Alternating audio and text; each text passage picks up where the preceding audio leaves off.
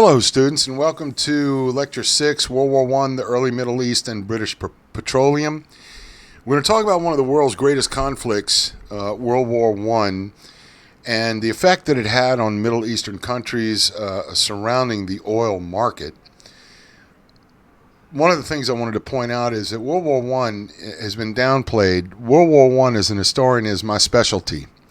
So I tend to study a lot of things about it. In addition to crime history, World War I has been my specialty for a long time. So let's begin. It was known as the Great War, and the reason why it was known as the Great War is because there was never a war like it before. And so when we look at World War I, let me reduce myself a little bit here so we can see. Okay. The Central Powers were Germany, the Austro-Hungarian Empire, and Turkey, and the Ottoman Empire, and versus the Allied powers of France, Great Britain, and Russia. The United States did not join the war until 1917, and it took a lot for the United States to get involved.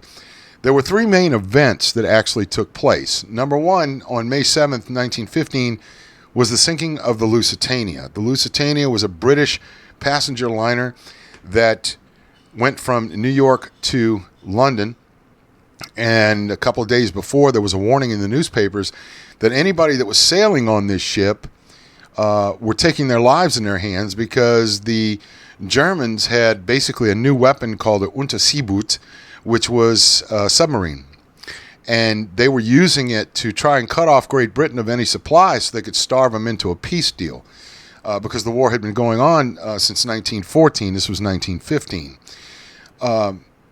As a result of the sinking of that ship, which is about 300 feet down, but 4 miles off the coast, I think between 4 and 12 miles off the coast of Ireland, 123 Americans were killed as a result of the sinking. More than 1,200 people lost their lives, almost as many as the Titanic 3 years before.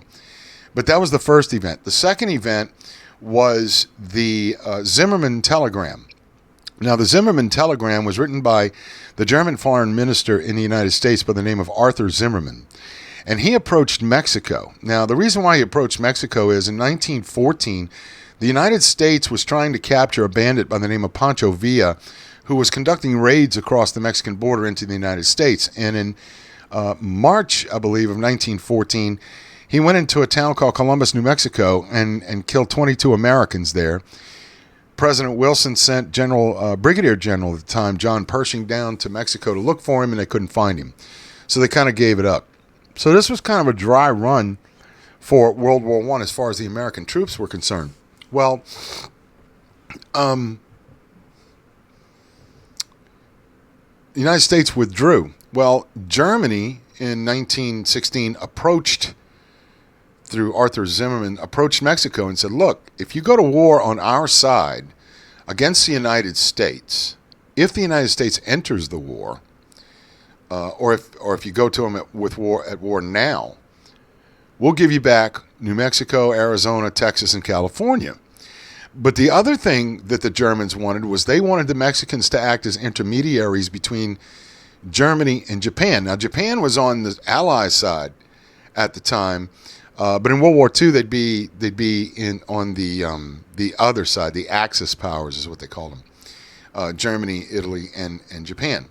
Well, British intelligence had intercepted this telegram and decoded it and gave it to the United States. Well, the United States was very reluctant to get involved in a European conflict. Well, there was a third incident at Black Tom Island, which was an ammunition factory, I believe, in New York somewhere. Upper New York, and it was sabotaged, and millions of shells were exploded. A few people lost their lives because of it. And the United States said, you know what, we're kind of tired of it. So in April of 1917, Woodrow Wilson goes to Congress and asks them for a declaration of war. And on the 6th of April, the United States declares war on Germany. Now, the one thing that we need to remember here is that the United States declared war independently of any alliances that had occurred as a result of what was going on in this war. So the United States joins in 1917, but we would not have an army in the field that was ready for combat until the following year, March or April of 1918.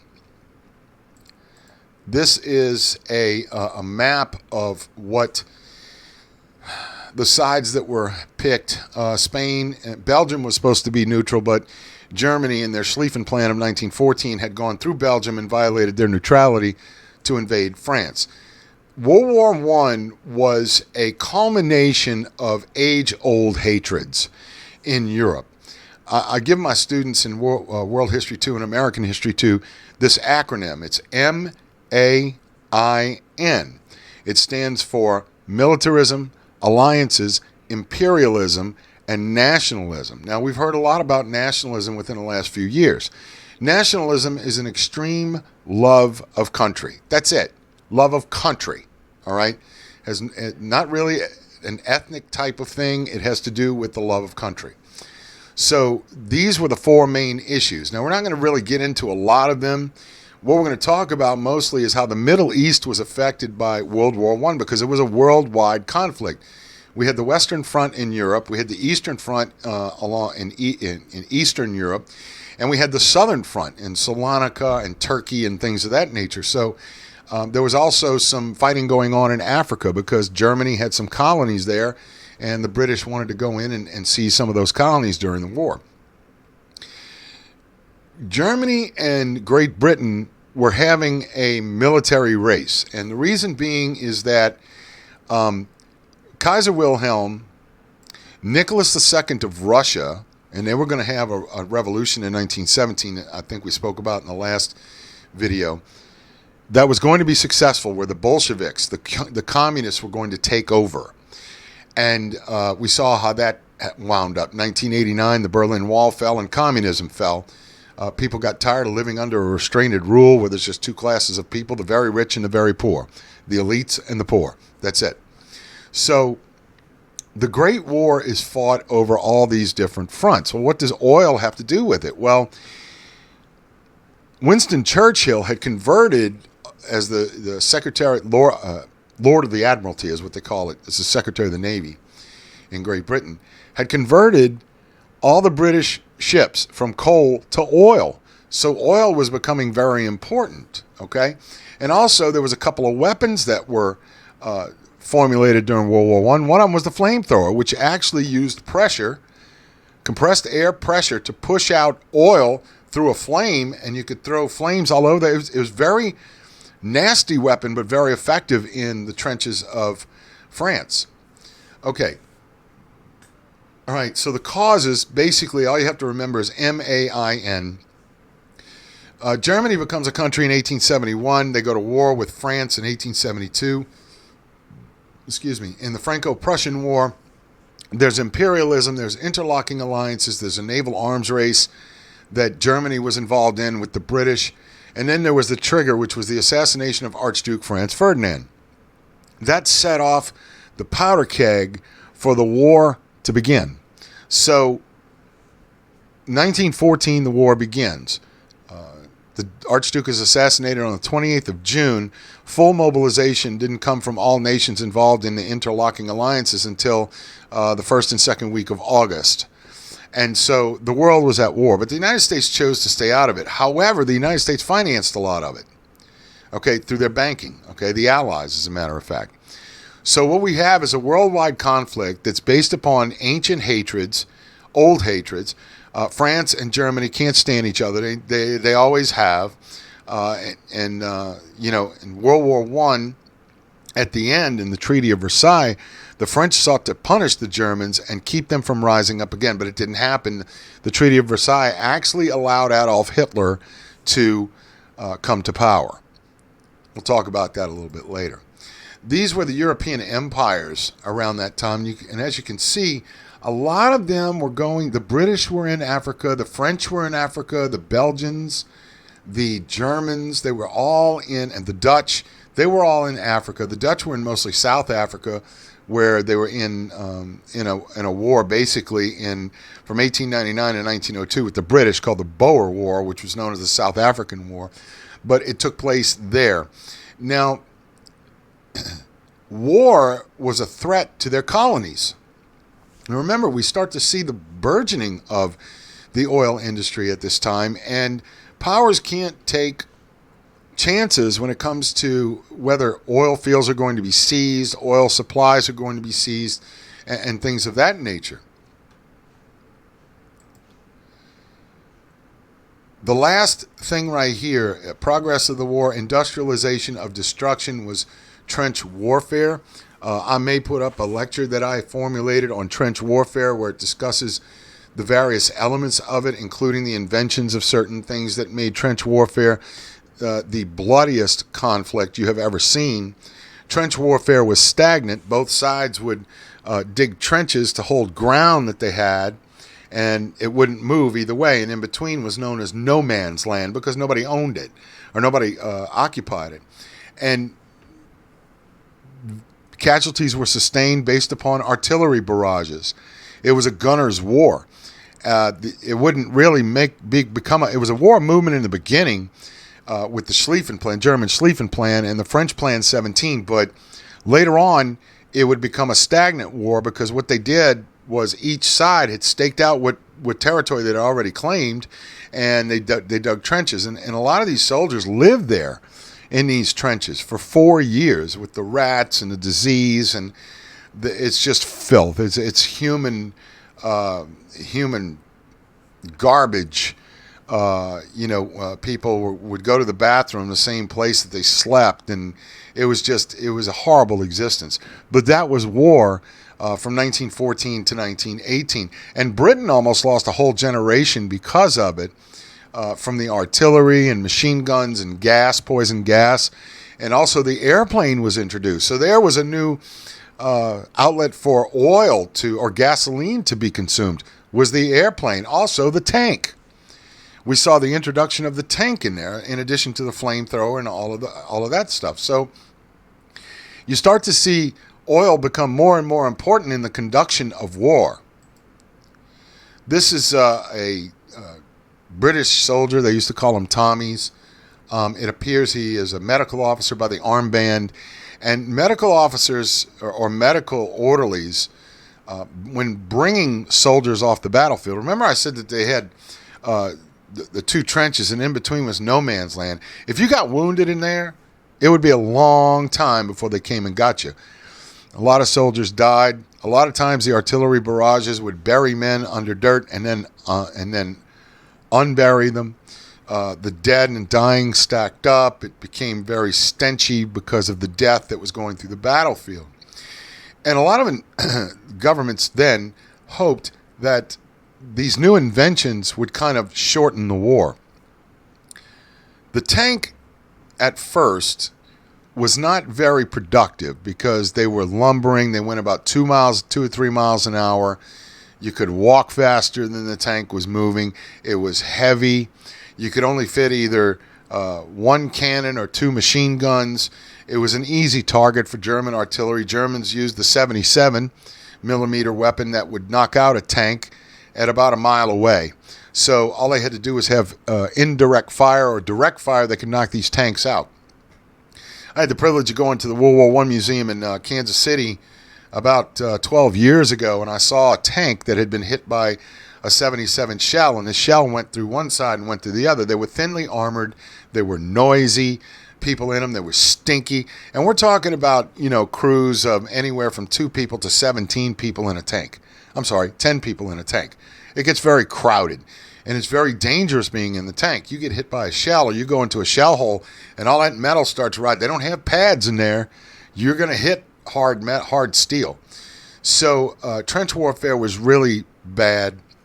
Like I said, I'll try and put up a lecture that I did, PowerPoint that I prepared personally on trench warfare, where it explains it all and shows you the different things that were basically invented to try and make the war a little make it quicker. Necessity is the mother of invention.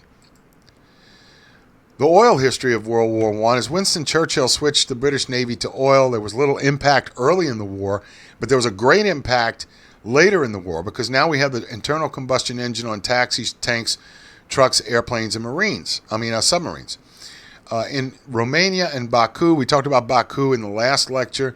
America provided 80% of the Allied oil coordinated under Standard Oil of New Jersey. There we go with Standard again. Oil became central to the strategy of nations, because if you can't move troops in a particular area or to get them to somewhere quicker, there's no point in developing a strategy. All right? At the end of the war, there was what was known as the Treaty of Versailles. The Treaty of Versailles was supposed to be, well, let me back up a little bit. On the 11th of November 1918 at 11 a.m., the Germans had agreed to an armistice, which is a ceasefire. And in that ceasefire, you don't fight anymore. Well, the peace conference came after in Paris in June of 1919, and then there came the Treaty of Versailles. The Treaty of Versailles, basically what happened was the Arabs in the Middle East wanted Palestine. They wanted a land of their own. But in 1917, there was something called the Balfour Declaration. And in that declaration, Arthur Balfour, who was the foreign minister of Great Britain at the time, promised Palestine to the Jews. Well, the Arabs were kind of upset about this because they helped the British defeat the Germans and the Turks in the Middle East, and they thought this was going to be their payment. So they basically walked away from the Treaty of Versailles with nothing. But they had the oil. So what happens is we start to see what I call, or what historians call, a theocracy, and that is a government that's taken over by religion.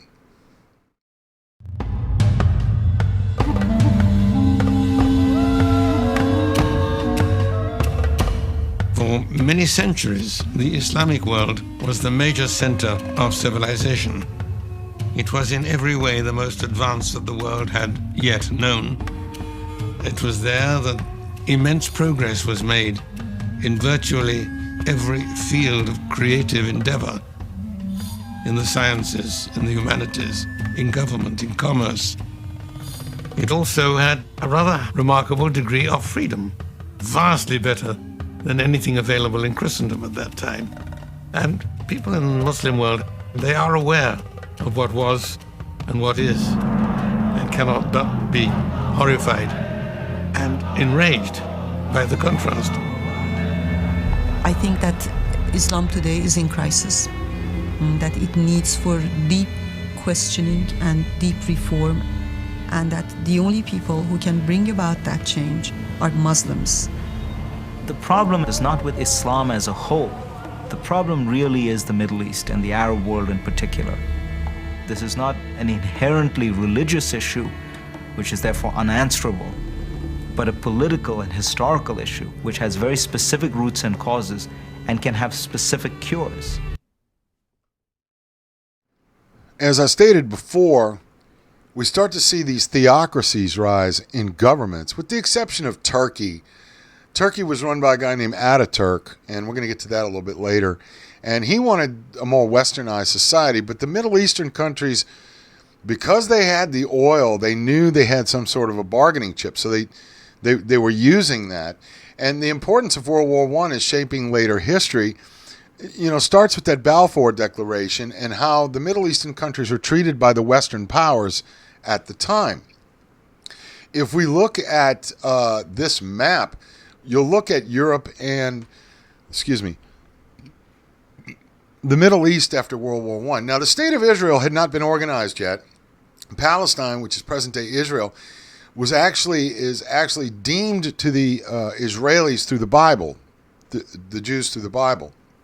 And they basically use that as their claim. But there's a lot of Islamic, Arab countries or people in that particular part of the world that say, well, Israel doesn't deserve this, But if we look at what's going on now with a lot of the peace treaties that are going on with Israel, a lot of these Arab countries are starting to see, we've been at war with these people for hundreds, maybe thousands of years. It hasn't gotten us anywhere. Let's try peace.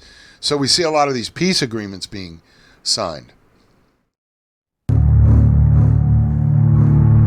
world has changed radically since September 11th, but the questions raised that day still challenge us. What could motivate young Muslim men to fly planes into buildings in America, to bomb subways in London, blow up train stations in Spain, murder school children in Russia? Is it religion that drives them, poverty, or something else? I think it's important to bear in mind, this is a society with a very strong sense of history, a very strong awareness of history. And Osama bin Laden in particular makes frequent historical allusions. He refers to Pharaoh, he refers to the Mongol invasions in the 13th century. And one was particularly interesting. He speaks more than once of what he calls the humiliation and shame which we, the Muslims, have suffered for more than 80 years. وما تذوقه أمريكا اليوم هو شيء يسير مما ذقناه. Just days after September 11th, bin Laden celebrated the attacks, twice referring to these 80 years of humiliation. This left many confused. What had happened more than 80 years ago? And what did it have to do with terrorism? I have no doubt at all that his target audience in the Muslim world knew exactly what he was alluding to. He was alluding to 1918, the end of World War I. In 1918, the Ottoman Empire, the last in a line of great Muslim empires stretching back 13 centuries, was defeated in the course of World War I. They had chosen the wrong side, and they shared the defeat of their partners, Germany and Austria-Hungary. But to them it came in a much worse form. Their state was dismembered, their capital was occupied, their sultan was deposed, their major provinces in Asia were partitioned. Unfortunately, even though most Arabs and Muslims disagree with the terrorist methods used by Osama bin Laden and Al-Qaeda, his message resonates in Arab and Muslim imagination. Many Arabs and Muslims basically tend to believe that the modern Middle East is a Western invention. Its name, its frontiers, its dominant forms of political organizations are all Western attributes. In the years after World War I, Great Britain and France largely dominated the Middle East. Many of its people found themselves citizens of new states with new Western-style governments, often with rulers chosen primarily for their loyalty to foreigners. The Ottomans lost and the British won, and that meant that it was up to Britain what the Middle East was going to look like. On an empty map, they drew the lines and they created the states and they created the frontiers. The colonial powers, for their own interest, carved the Middle East into countries, many of which did not take into account the facts of culture or history. You take, as an example, the Kurds, who have lived in one community for thousands of years. All of a sudden, after the First World War, they found themselves living in 5 separate countries. Ethnic divisions and deep conflicts were embedded into these new nations, especially in places where antagonistic Sunni and Shiite Muslims were thrown together. The difference between Shiites and Sunnis would have been relevant to what the British were doing if they had come into the Middle East in an effort to genuinely sponsor independence. But the British came with the intention of governing it. And that being so, these were not things that bothered the British. On the contrary, if anything, it was useful that the native populations were divided against one another. It's the old maxim of empire, divide and rule. In the face of Western occupation, riots and revolutions were soon breaking out across the entire region. They wanted to rule themselves, really and truly. They made it very clear, unmistakably clear, they did not want to be ruled by European Christians. So the belief that these Middle Eastern nations are an invention of the West holds some weight. it's understandable how certain fundamentalists may believe that the West, specifically led by the United States, actually formed the nations that they have now. It was all done as a matter of British, the other colonial nations, the British and the French in the Middle East. Now, there were two paths that these nations could have taken after World War I. One was a pro-Western approach, Ataturk and Turkey. Now, Ataturk led the Turkish army during World War I on Germany's side against the Allies. Very brutal commander, very effective, but he gained the respect of his people. And that's what's most important here. And he wanted to make Turkey a more modern nation, where others wanted it to go back to, let's have a Sharia-type nation.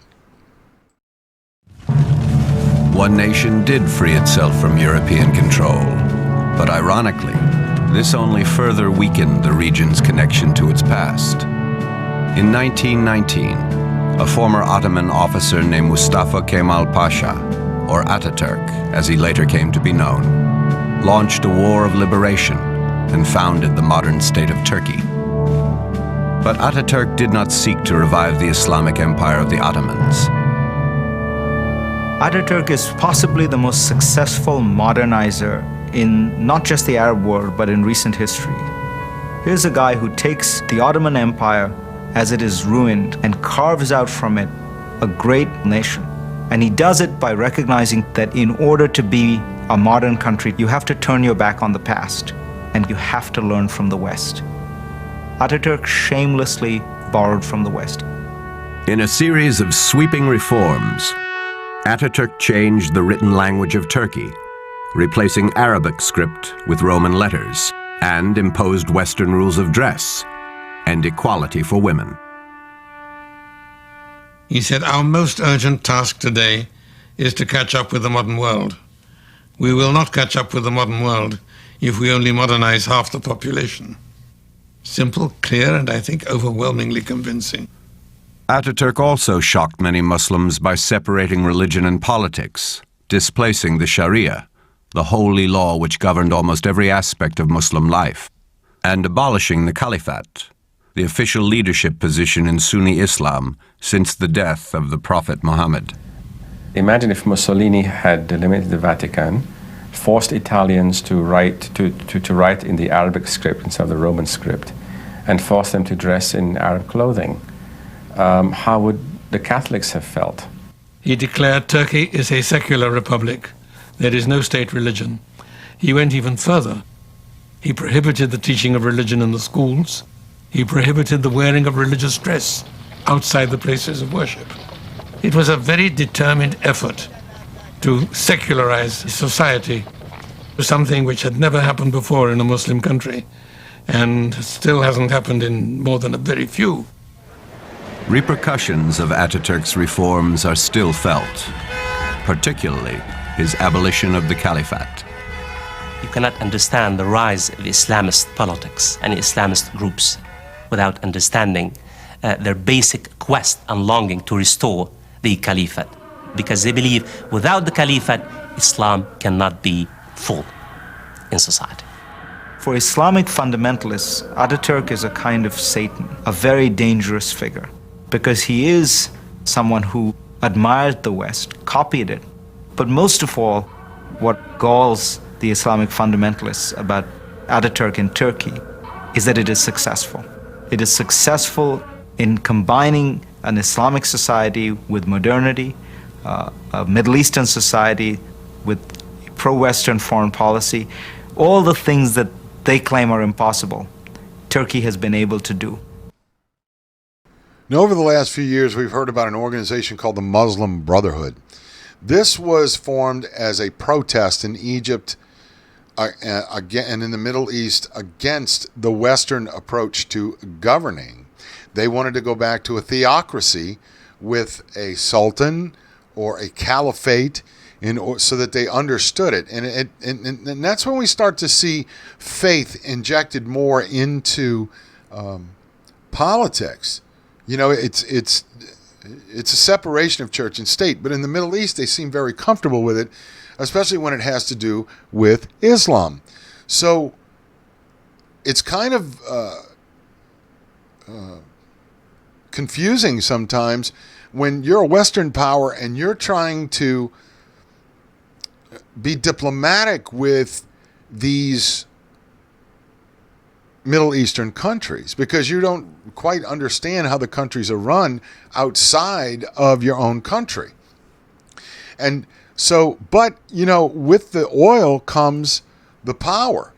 And so we see a lot of that in this particular period. Again, there's a pro-Western approach. Let's do what the West does. They seem very profitable. It's capitalistic, Or let's go back to where we were, which is basically back in the Middle Ages, as far as governments run by caliphates or sultans.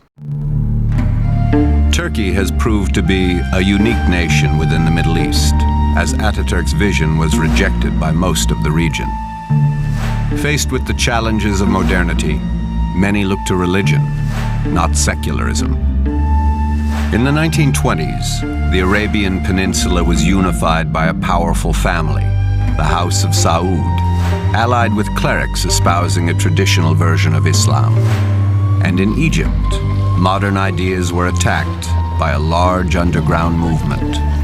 In the early 20th century, Egyptians began to expose themselves to Western intellectual thought, Marxism, feminism, evolutionary theory, even atheism were discussed publicly in the cafes of Cairo.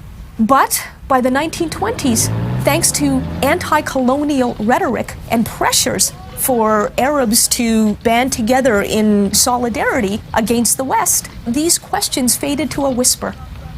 And at that time, what you saw was the emergence of Al-Qaeda's predecessor, the Muslim Brotherhood. The Society of Muslim Brothers began as a small group of educated Egyptians who were deeply disturbed by the corruptions that colonial leaders were bringing to their land.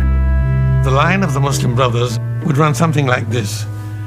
We were foolish enough to import infidel ways and infidel methods and infidel laws. We betrayed our own heritage. We abandoned the true faith that God gave us, and the result has been disastrous. The remedy, therefore, is to return to the past, not the real past, but a glorified imaginary past. And they were able to win considerable support for this sort of attitude. The Muslim Brotherhood was the single most powerful political movement in Egypt. It was a kind of an umbrella organization that you can divide up into two groups. One group says that Westernization has gone too far. We have to re-Islamicize society, and we should do that by preaching and good works. Another group was more militant and said, no, it's 5 minutes to midnight. True Islam is going to be obliterated if we don't take drastic action. And that means taking control of the state by violence. So they assassinate British officials, assassinate Egyptians who are collaborating with the British, and so forth. Over the ensuing decades, the Muslim Brotherhood would inspire splinter groups and radical imitators across the Islamic world, almost all bearing a similar anger against the new westernizing states, the liberation of women, and the abandonment of Sharia law. Islam stepped in where secular intelligentsia failed.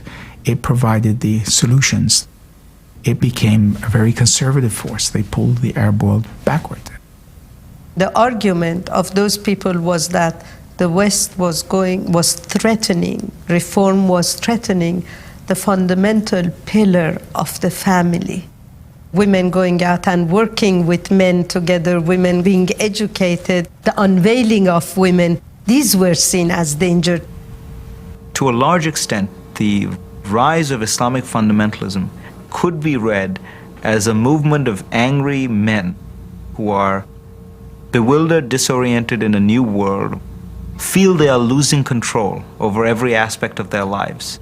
And so the one area where they retain this control, they want to enhance it, and they want to keep women in a subordinate position. So the main focus after World War I was Iraq or Mesopotamia. And there was a guy named Kalust Gulbenkian, Mr. 5%, who basically was sent to the West and said, hey, look, this, we want to maintain this, but we only want you to have 5%, and there was a red line agreement. Now, what is a red line agreement? That means you step over the red line, there's going to be a problem, all right? So when we look at Iraq on this map, now here's the Saudi kingdom. We see a lot of, the Saudis have a lot of oil. I remember reading something back in the late 80s or early 90s that a lot of the House of Saud, which were the ruling family of Saudi Arabia, every one of them had a sterling silver Mercedes.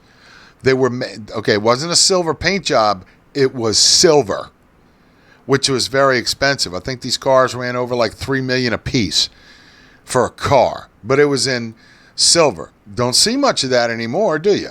That's because we're not going over there for our oil anymore. We have become energy dependent here in the United States. Why do you think gas prices went from almost $5, $4.50 a gallon to down to less than $2 a gallon within, 4 years?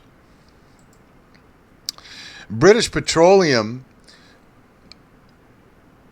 went into Persia, which was called Iran after 1935, and did a partnership. A lot of these oil companies, including a lot of the offshoots from Standard Oil, because of that antitrust suit back in the early 20th century, they decided, hey, look, they could see the writing on the wall, so they moved to form partnerships with these countries so that they could still have a shot at the oil and still make money. William Knox Darcy was the founder of oil industry in the Middle East. George Reynolds organized the drilling first strike. It was in 1908, so that was before the war. And the government of Great Britain purchased 51%. Because of the conversion of the Royal Navy to oil, there was residual fuel oil.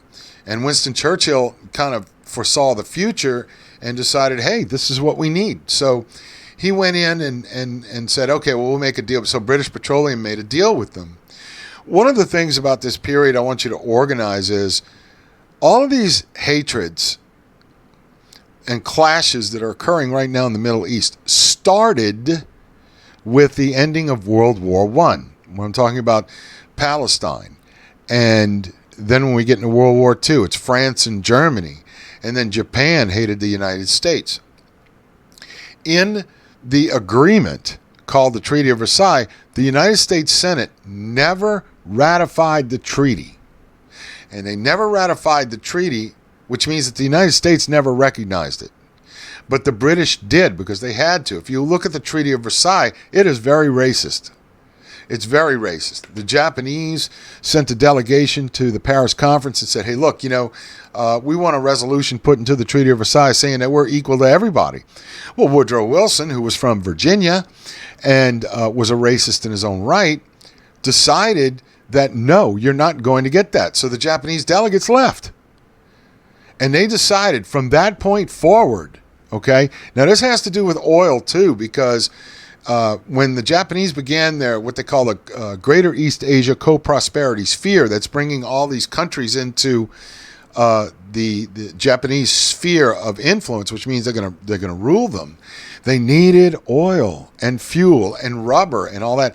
And at one point, they were cut off from it because the United States put on an embargo. And we're going to talk about that a little bit later. And the reason why the United States did that was because the Japanese were invading countries all over Eastern Asia. They were going to go into the Philippines after the attack on Pearl Harbor. So Roosevelt kind of saw this, and he put an embargo on them, and they couldn't get all these types of supplies. So where does that leave the world after World War I? Well, it's confused. Germany was forced to pay reparations in the amount of $33 billion. It's a lot of money. Okay, under the what they call the War Guilt Clause, Article 231 of the Treaty of Versailles. Germany also had to give up all of her naval vessels. They had to be sunk, and they were at Scapa Flow in Great Britain. And then they had to limit their armed forces to 100,000 men. So they're going from an army of almost 5.5 million to 100,000 men. And that's not only an army, that's all of the services, the Navy and the Air Force and all that stuff. So Germany was being punished for World War I. Well, they would recover. And they would recover under the auspices of the National Socialist German Workers' Party, Nazi for short, headed by Adolf Hitler in the early 1920s.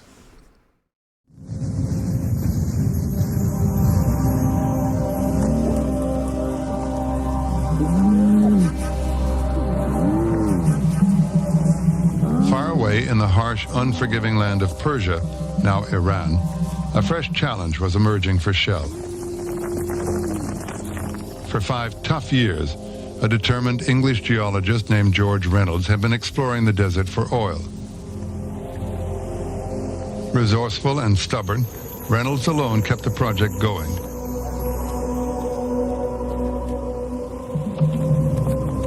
When Anglo-Persian, which later became BP, British Petroleum, began to lose its nerve, Reynolds ignored instructions and carried on as he saw fit. In 1908, Anglo-Persian wrote to Reynolds telling him to wind up his operation. Before the letter could arrive, on May 26th at around 4 o'clock in the morning, Reynolds struck oil. The first oil to be found in the Middle East.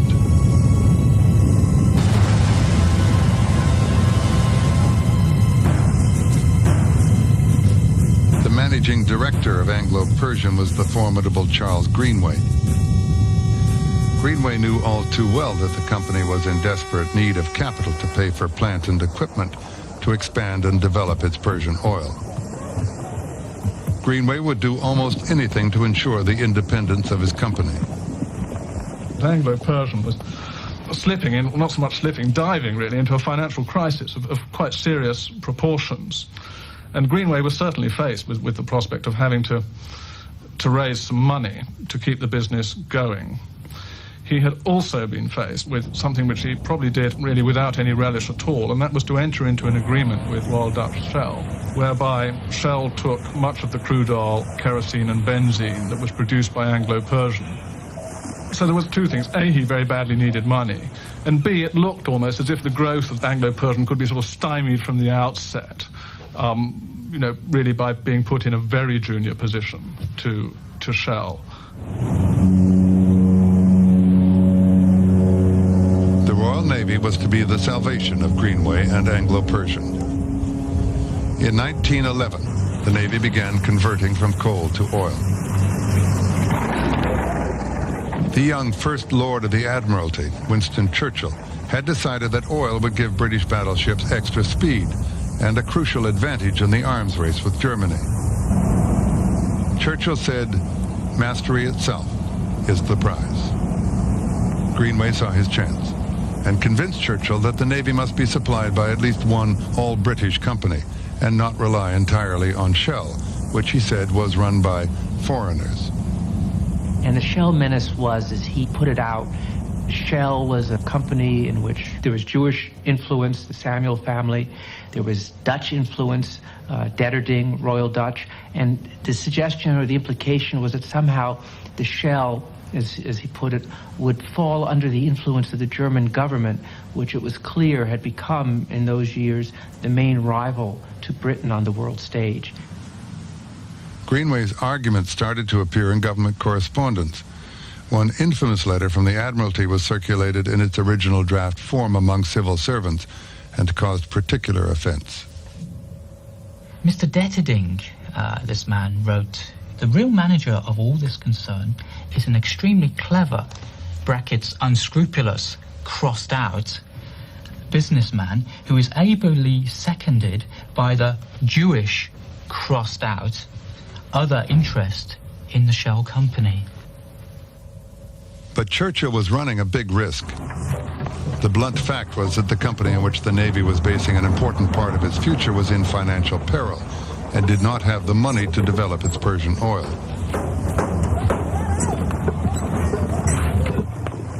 Churchill took another momentous decision. On behalf of His Majesty's government, he bought a 51% share in Anglo-Persian.